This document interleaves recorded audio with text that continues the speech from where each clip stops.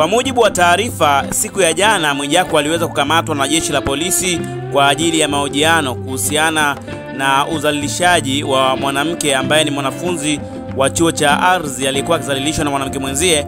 Na katika mazungumzo yao ilikuwa ikionekana ni mwanaume ambaye alikuwa akigombaniwa, na mwanaume huyo alikuwa ni Mwijaku, na ndo Mwijaku akaweza kuitwa jana kwa mahojiano zaidi. Lakini taarifa za kuachiwa kwa Mwijaku sikuweza kuzipata, lakini hapa mtandaoni Mwijaku anaonekana yupo online na bado yuko mtandaoni, na maana bado yupo huru, labda aliweza kuachiwa.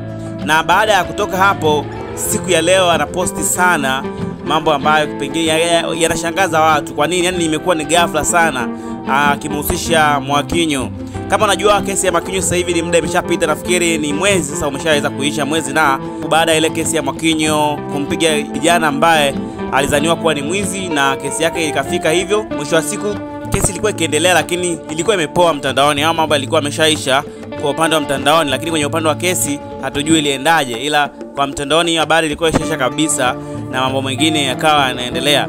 Lakini sasa hivi Mwijaku kama ni vile anataka kuirudisha hii habari mjini, na ndicho kitu ambacho kimewashangaza watu. Imekuwaje kesi ambayo ni ya muda mrefu tayari mtandaoni imeshapita, labda inaendelea huko, lakini Mwijaku ameleta tena mtandaoni? Kuna maneno ambayo aliweza kuzungumza, akasema kwamba hapa maneno haya anazungumza na ni ujumbe alikuwa akiutuma kwa rais wa ngumi.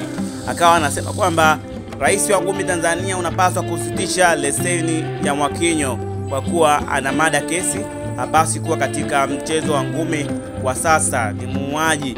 Tunasubiria mahakama itende haki, na inshallah nitahudhuria kesi na nitaripoti kila hatua kupitia kipindi cha jirani hapa Crown FM, haki iweze kupatikana. Haya maneno alikuwa akizungumza Mwijaku. Wewe Mwakinyo, kaa udili na kesi yako ya mada kesi na uachane na mambo ya kitoyo. Unajua kabisa ulikusudia kuua, na ninaamini mahakama itatenda haki, huku unapaswa kufungwa.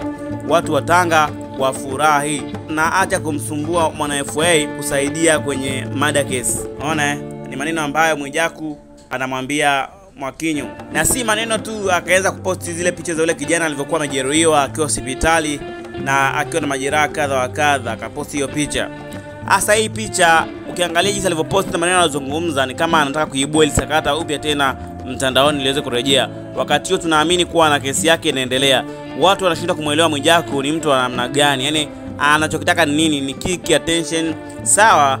Kiakili tunaelewa kwamba anaweza kawa na promote kipindi kipi ambacho kinaenda kuanza pale Crown ambacho kinaitwa Jirani, pengine ndio anataka kukipromote kwa njia hiyo. Lakini kwa nini anatumia njia hiyo? Haoni kwamba inaweza kumharibia jina? Yani kuna watu wakiangalia na tafsiri vibaya Mwakinyo ni mtu namna gani, image ya Mwakinyo inachorekaje.